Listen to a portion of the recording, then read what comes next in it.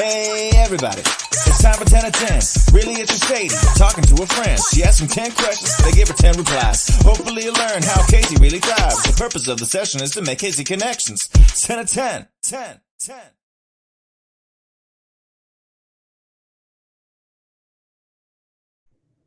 Hey Nicole, Hey Sadie.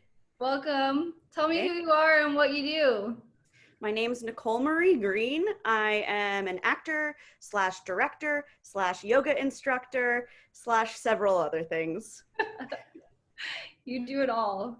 I You're try. the Renaissance woman of Kansas City. Mm-hmm. Absolutely. Okay, I'm gonna ask you 10 questions. You ready for them? Always. Okay, number one, when did you first become involved in the arts? So I grew up in a small town north of New York City called Nyack, New York. It's kind of like crunchy, hippy dippy. Everyone in the town, it's like a suburb, but everyone in the town would take the train into New York City to work. So I went to New York public school there in Rockland County, and I did theater in school. So I did The Wizard of Oz in 5th grade. Nice. Oh my gosh, who did you play? Well, Glenda the Good Witch. Oh my, that is so amazing. I did Wizard of Oz in the 3rd grade and I was the professor. Of course you were. It's typecasting even when you're Yeah. that young. Oh my gosh, that's awesome. Yeah. So I always did it in school. Like I didn't take my first like theater class until college. Yeah. That's why. That's wild until college. Yeah. Yeah. Okay, number 2, you ready? It is you studied Balinese mask. What was that like?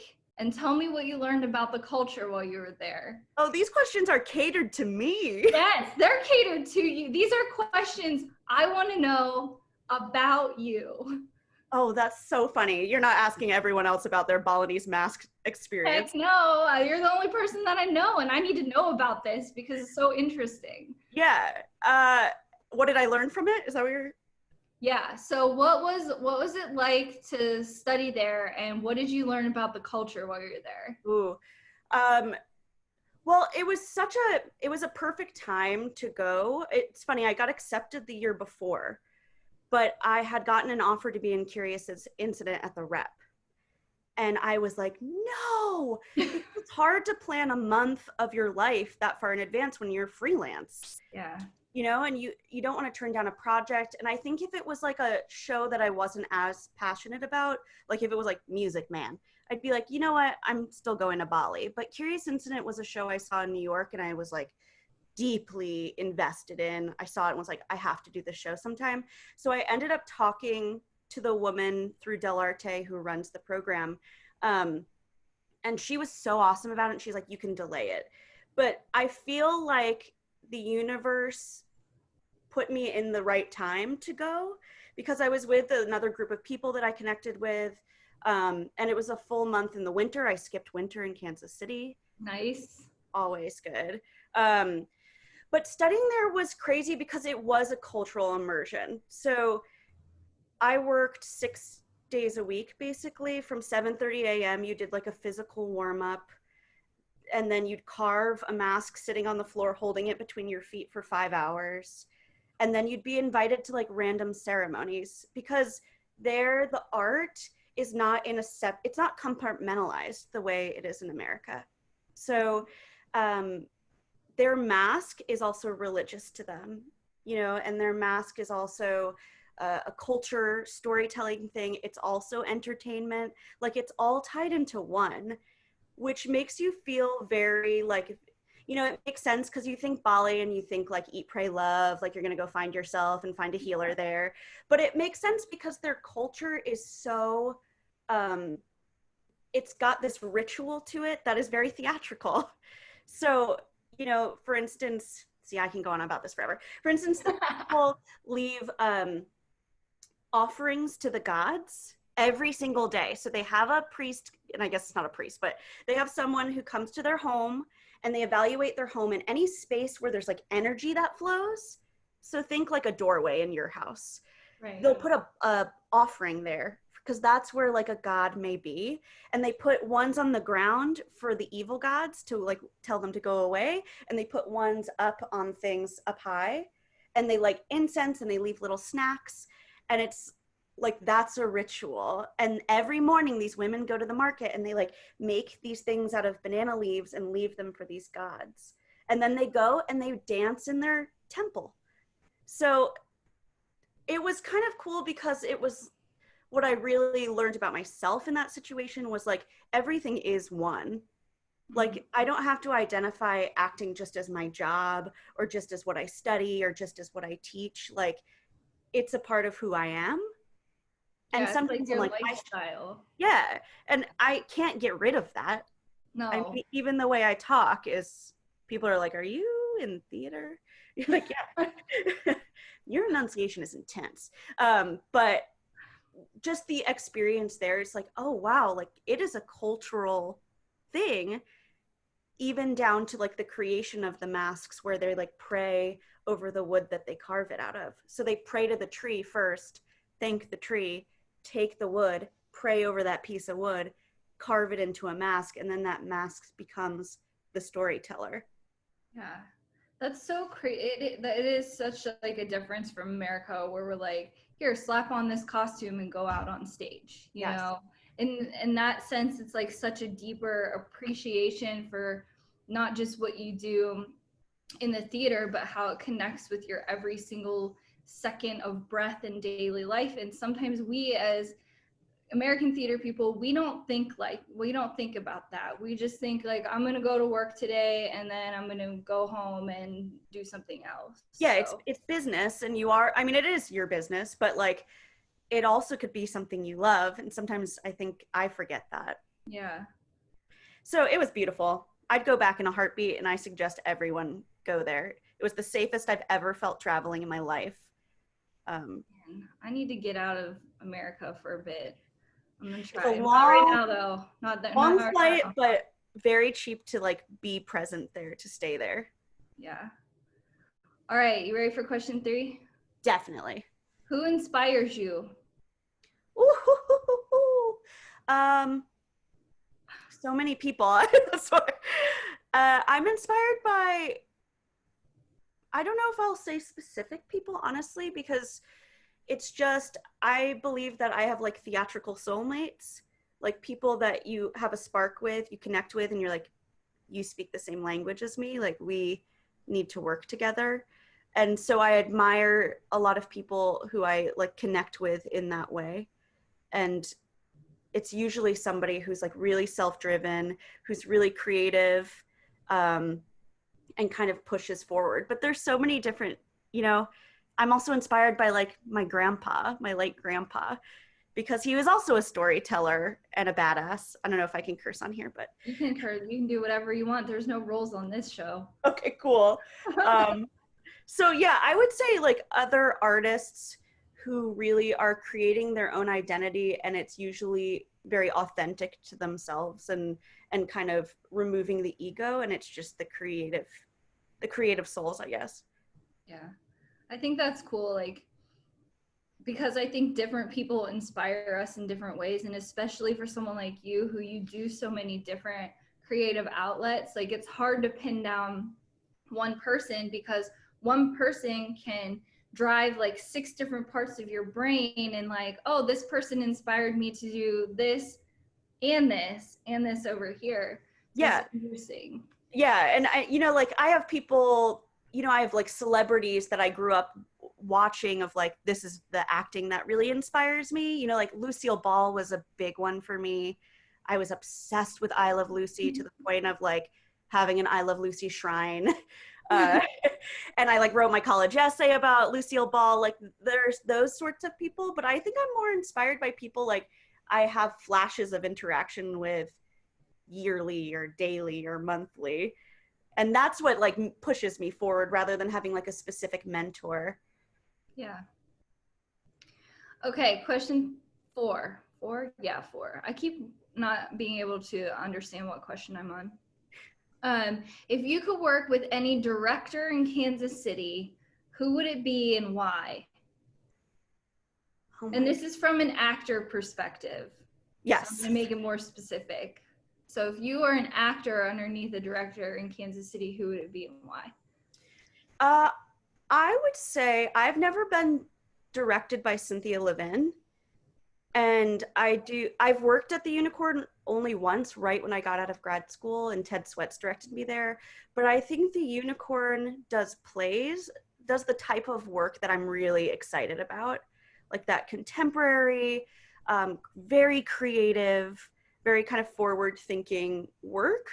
And I've just never had the experience to personally work with her. So like we've had theatrical interactions and we say hi to each other in the lobby of the theater all the time, you know, when I go see shows. But because of the work that they're curating there, both Ian and Cynthia, I love both of them and I'm really inspired by the stuff that they're creating. I would love to work with her. Just to I think you know someone more personally when you're in a rehearsal room with them. Yeah, for sure. It's amazing watching her work too, because I've been in the room, in the room while she's working, Yeah. and it's just powerful to watch, you know. And it's also hard, I think, in Kansas City to find female directors. Yeah. You know, there are a handful, but most of the time when I'm in a room, it's directed by a male. So it's awesome, I think, watching Cynthia just like come in, spread her knowledge, and like when you watch her take these meaningful moments where she pauses and watches, and you're like, oh my gosh, what is going on in her brain? That's amazing. And then she says like this bit of knowledge and you just like want to fall over. Yeah. See, that's what I need. Yes. I love that. Yes. All right, number 5. If you could work with any actor in Kansas City, who would it be and why? And this is in terms of who do you want to act partner-wise with on stage? Yeah. There's a lot. I bet. But I would say off the top of my head, Darrington Clark. Because Darrington has the kindest energy, like generous, thoughtful. I've watched him perform and he's one of those people that like, even if he's tree number 7, you're like, I want to watch what that tree's up to, you know? Not that I've ever seen him play tree number 7, but he's just one of those performers that you're like, oh, you're dropped in. And we've just never had the opportunity, and he's been very involved in personal projects. Like anytime I do a project, like I recently last year got an Arts KC grant to do some theater education work. I was like, who do I want on my team? Oh, Darrington, duh. Like he's always the first person I ask. Or if I need a reader, we just did a collab with Casey Moliere with my script circle group. And I was like, Darrington, obviously. So he's the first person that comes to mind. And there's so many, but it's just that like generosity mixed with the like total inspiration and passion. And also he's not like a very specific type. His range is really broad, which I envy and think is really cool because you could do some really awesome creative things. Yeah. I just met Darrington this year. Like I didn't know him until I was filling in at the Coterie, and he walked in and he's like, I'm Darrington. And I was like, oh, like I've heard your name, but we've never met before. And no joke, I felt like I knew him for the past 10 years that I've been in Kansas City. And it's like, we've never even met. And I was just so impressed by that, because sometimes as a stage manager, it's hard to connect with your cast. Mm-hmm. You always really want that vibe. And for Darrington and I, it was like the easiest thing ever. It was like seamless love. And I was like, how does someone do that to me? He is such a good, I mean, he is the kind of person you always want in your room. And like, that's what I aim to try to be, but he just is it naturally, you know? So I just, with anything I do, like whether it be devising something or working on like a Shakespeare scene, he's somebody I'd want to do it with. Awesome.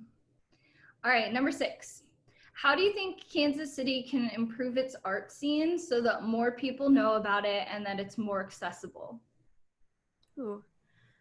I'd say a big thing that I would suggest is a little more community outreach of connecting with communities that already exist in the city, which I'm sure there is always a capacity of people doing that because it's such a big part of what we do. But back in June, I've never been able to go to the TCG conference because I never could afford it.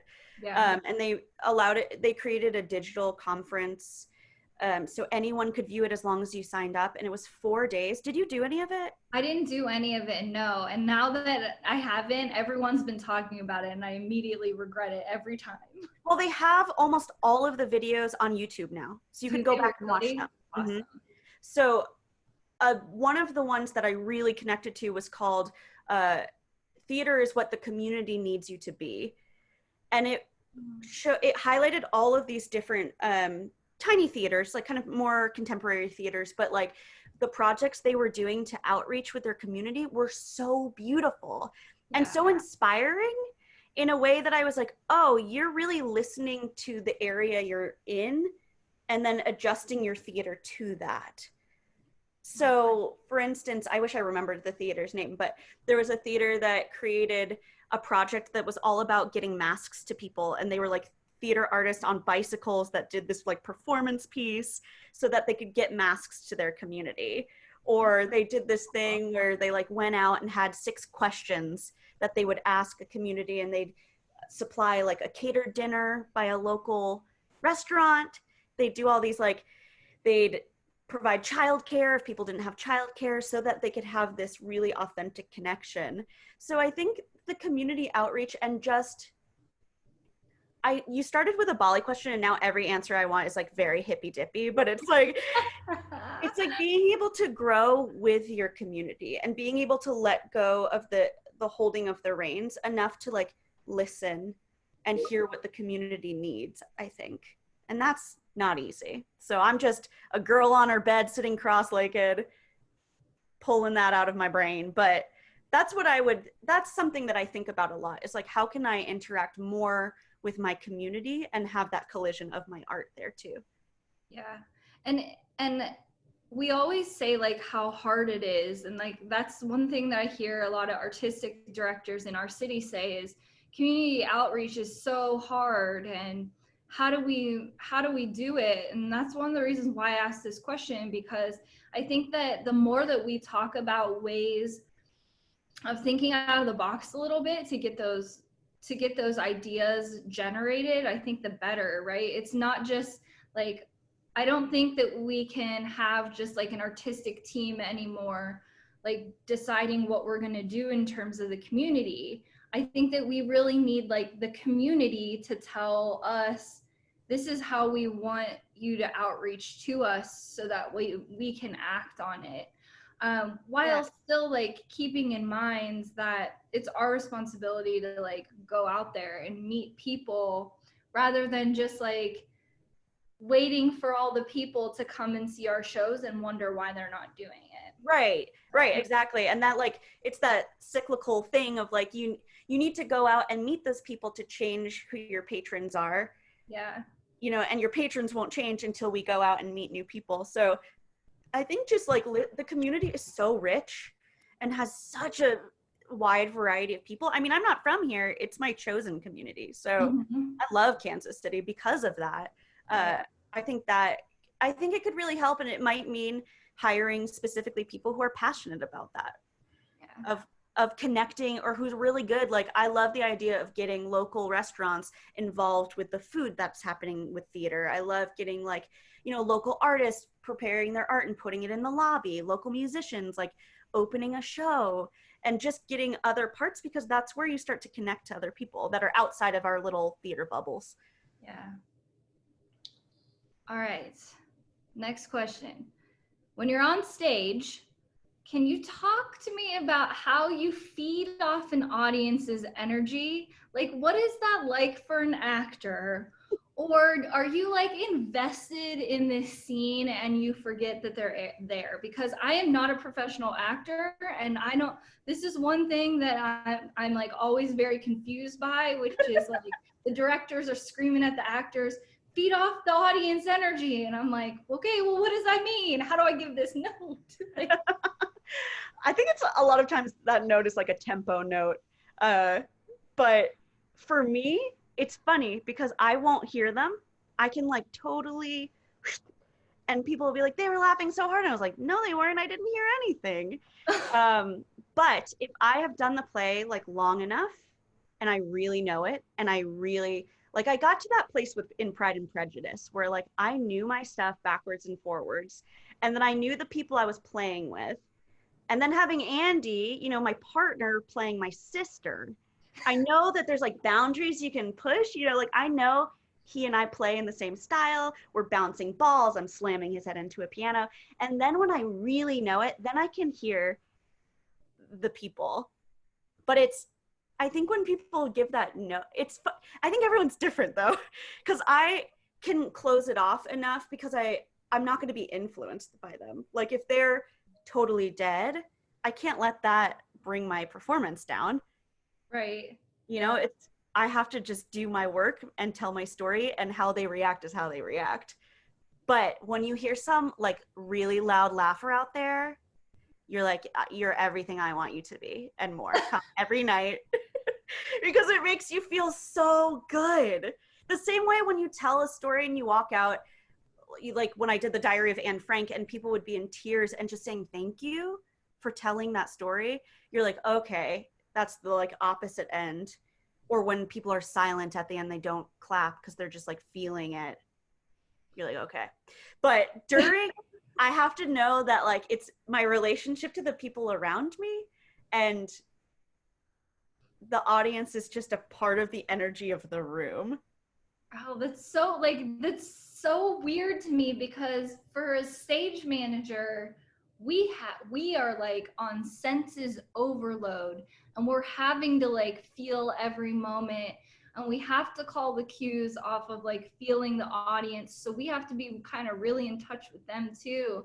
Yeah. But then I watch you guys on stage and I'm like, are they affected by that, or are they good? Like, I think the joy affects me. Any sort of negative I can overlook. yeah. But the joy, like, I don't know if you remember in Christmas Carol, when you were stage managing, the flame of the figgy pudding Oh was yeah. like so large and so outrageous, and Logan couldn't blow it out. I couldn't blow it out. We were like, you could just feel both of us being like, okay, we have fire and children on stage. And I don't know if you remember it, but like Andy and I quote it all the time, because I was just standing there and the audience knows, because they've seen Christmas Carol 5 million times, more than I've seen it. And they're just like, they start to laugh, I start to laugh, and I just go, what a pudding! Because what else are we gonna do? I'm not gonna run off stage and be like, someone blow this out. But that was like an infectious, joyful moment that you're like, you're seeing a play. I know I'm in a play. We're gonna honor the story, but we also can all have this experience together and be able to tell the tale of when the figgy pudding was just like the largest flame that ever lived. Gosh. And stage management is like running around trying to figure out whether or not we're gonna have to bring an extinguisher out during a Christmas Carol. You're like, what is the backup plan here? And there's like 4 small children actors just like staring at us with fire. Right, because they're so professional and like they know something's wrong, and if it's not in order for them, like I don't think they've had that training yet of like knowing how to keep that energy in a different way. It's so, those kids were so, I don't remember which set of actors, young actors it was, but they were so good. The only time they'd ever give away something was up is they knew their backs were to the audience, and they just go like, just eyes like, I know something's weird, but we press on. All right, number 8. What's your technique for memorizing lines? It's not consistent. I wish it came easier to me. It doesn't. I'm a physical learner, so I always try to communicate that to any director I have, that like after first blocking, I'll be able to know them. Like I know where I move, I know the story my body's telling. I have recorded myself and listened to myself driving though, when I'm understudying. Nice. Which is yeah, it always blows my mind that actors can memorize lines, but at the same time, it's always as a stage manager, you're like, why aren't these actors memorizing the lines? But you have to understand like that what actors are going through on stage, it's a lot. Like you're thinking about where you're walking, you're trying to like give emotion in a real way, and then you have to think about words. So I never knock actors for not getting off book, but it's always interesting to me like how do you learn them? So you know, like because I teach it, there's so many techniques that work for people, like but my whole thing is that I need to know them so deeply that they become my own words. And for me that means like moving and living in my body and knowing like how this person walks, like what they're dropping into in that moment. And I try really hard to be as word perfect as possible, because once you learn it the wrong way, then it's like 10 times harder to like flop some words or change this word. I'm sure I mean, as a stage manager, you know, there's the actors that paraphrase them and there's the actors that do it word perfect. And I try to be the word perfect actor, because otherwise it's tough. Yeah. Number 9, what's your dream role? Is it weird that I like don't have one, honestly? This is what weird. I don't have a specific role. I love plays that are like physical and ensemble based that I don't have to sing in. So so I love The Wolves. I love Curious Incident. I love Peter and the Starcatcher. I love any play where like the world is built by the ensemble together.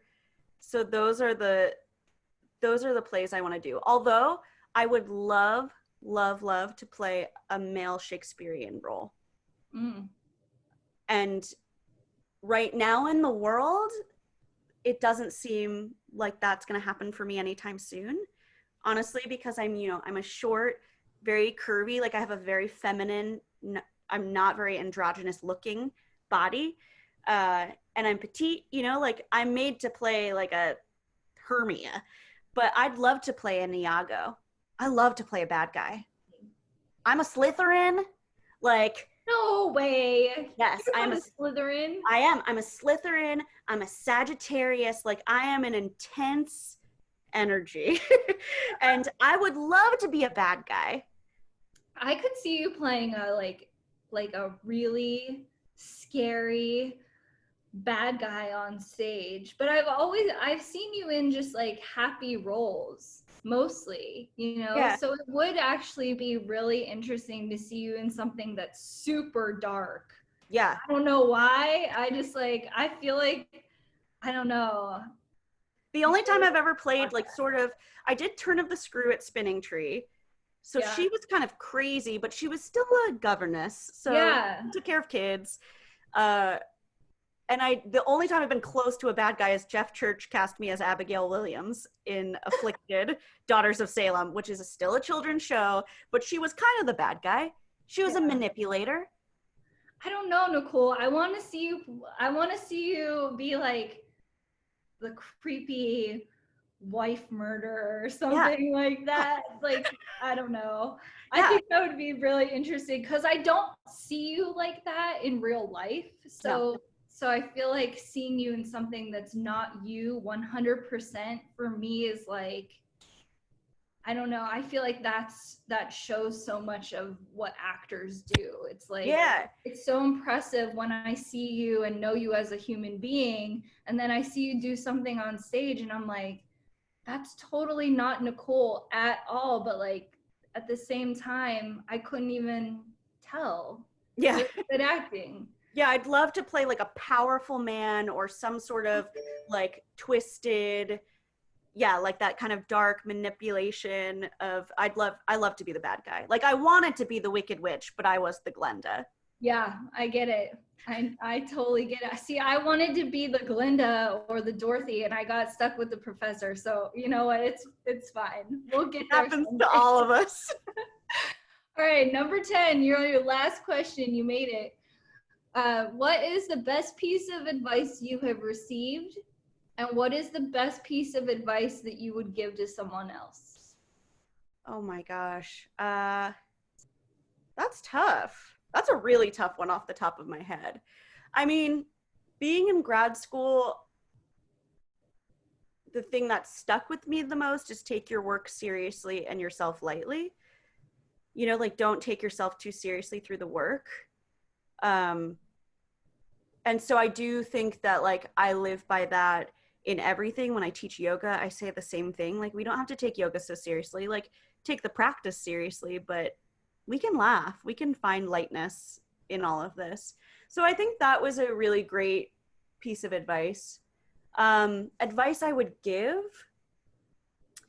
is probably like, especially right now, it's ever changing, but like fight feeling like you should be boxed in, or that, I guess specifically theater, like that there's rules and you can't push past them, because there's not.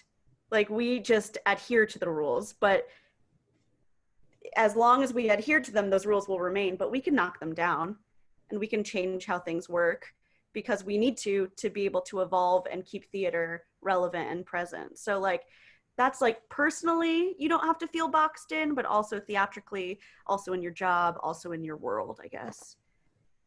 Nice. That's awesome advice. I like it. I feel boxed in sometimes, so it's good to hear like I don't always just have to stay in my stage manager world, because I'm very much in that, you know? Yeah. So it feels good to just like remember that we can do other things outside of like what we just think that we have to do. Like nothing that we should do in the arts should have any kind of constraint. Mm-mm. Whether you're a technician, a designer, or an actor, because that's when you limit the creativity. Yeah, So, you can't go outside of yourself. It kind of comes back to that Bali thing of like, everything is one anyway. Like you will always yeah, be stage manager, even if you're acting on stage, but that doesn't mean that you can only be one thing. right. Well, I'm definitely good with being an actor. I got too much stage fright. But I feel like you'd be great though. I don't know. I think my acting days ended with The Wizard of Oz, but Maybe a anyway, radio play or something. maybe I can read. You know, I did have to do a scene in college once, and they gave me the depressed girl from Proof who sits on the porch. So that's probably my wheelhouse. You're like typecasting again. Again, dang it. All right, Nicole, the floor is yours. If there's anything that you want to talk about, if there's anything that you want to plug, favorite place to go, restaurant, theater, go vote, whatever it is all for you.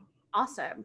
Well, I will say that I host a monthly script circle called Sunday Script Circle. That's open to anyone. You don't have to be in the arts. You can be involved in any capacity. We have designers come, we have strangers. We've been doing them on Zoom, but I always open it up. It's reading a new play that I've never read. You can find it on Facebook. And then if you're into some yoga, you can go on YouTube and find Quarantine Yoga with Nicole. I've been making free videos so that people can breathe during this insanity. Nice. And then also vote, please. Yeah, for sure. Good. Awesome. Well, we'll put those links into the comments or the description of the video, so you can check all those things out. And again, I just want to thank you, Nicole. It's so good to talk to you. Yeah, it's great to talk with you too. This is awesome. And hopefully we see each other sometime during the quarantine times. Exactly. We'll compare our hair growth. Yes. All right. I'll see ya. Bye.